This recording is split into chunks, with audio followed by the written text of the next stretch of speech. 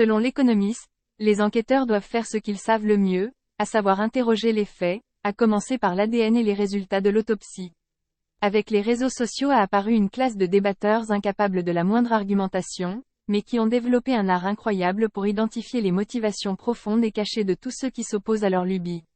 Dans le cas de l'affaire Martinez-Zogo, cette classe de débatteurs a déjà trouvé son coupable, en la personne d'Amougou Bellinga, et tous ceux qui s'opposent à cette condamnation hâtive sont accusés d'obéir aux instincts de leur tube digestif.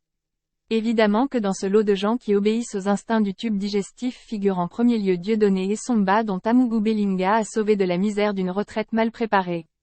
Telle est du moins, la posture du vagabond Ekanga qui fait le gigolo avec les vieilles européennes et qui, après avoir pourfendu les institutions camerounaises comme les plus corrompues du monde, me met en garde contre mon arrestation pour participation au meurtre.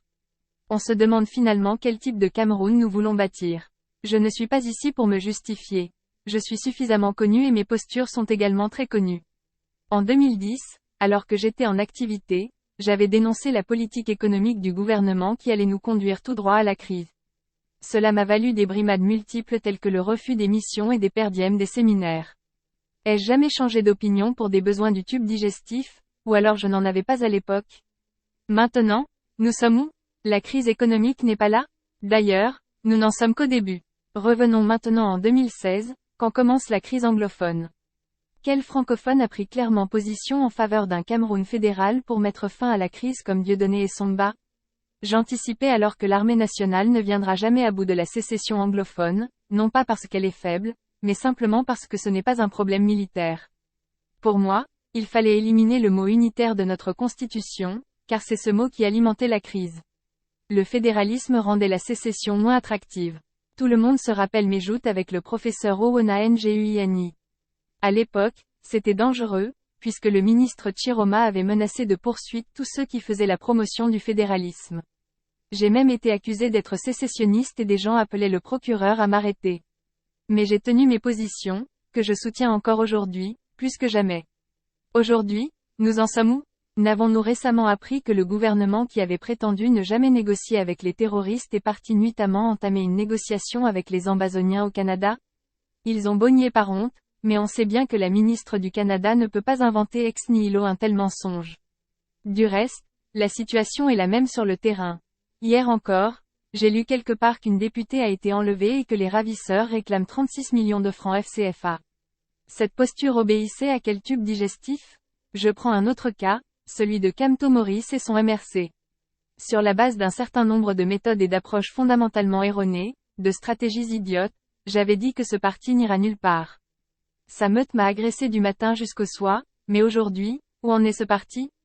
Enfin, je vais prendre le cas récent du conflit Fecafoot-Coq Sportif. Dans mon entendement, le staff de la Fecafoot n'était pas assez fou et le gouvernement n'était pas assez irresponsable pour rompre le contrat avec Coq Sportif de manière aussi défavorable et aussi risquée. Malheureusement, le staff de la Fecafoot m'a prouvé qu'il était assez fou et le gouvernement m'a prouvé qu'il était assez irresponsable pour conduire la Fecafoot dans l'abîme. Maintenant, il s'agit de payer les pots cassés. 16 milliards, et en devis, s'il vous plaît. Dans un pays exsangue qui ne peut acheter son propre carburant qu'avec les avances du FMI. Quand je faisais ces mises en garde, c'était pour quel tube digestif? Le Cameroun prétend devenir un pays démocratique, et en démocratie, on doit apprendre à accepter des postures dissidentes, qu'elles plaisent ou non. Le cas Amougou Bellinga relève justement de ce genre de situation. On ne peut pas condamner quelqu'un sur la base de la haine commune et empêcher qu'on se pose des questions légitimes. Qu'elle soit justifiée ou non, la haine qu'on éprouve vis-à-vis d'Amougou Bellinga ne doit pas être le guide pour en faire le coupable dans le meurtre de Martinez-Zogo. Ce meurtre a pris une dimension internationale et il faut beaucoup de sérieux pour le traiter. En tout état de cause, le scénario qu'on nous présente aujourd'hui est cousu de fil blanc.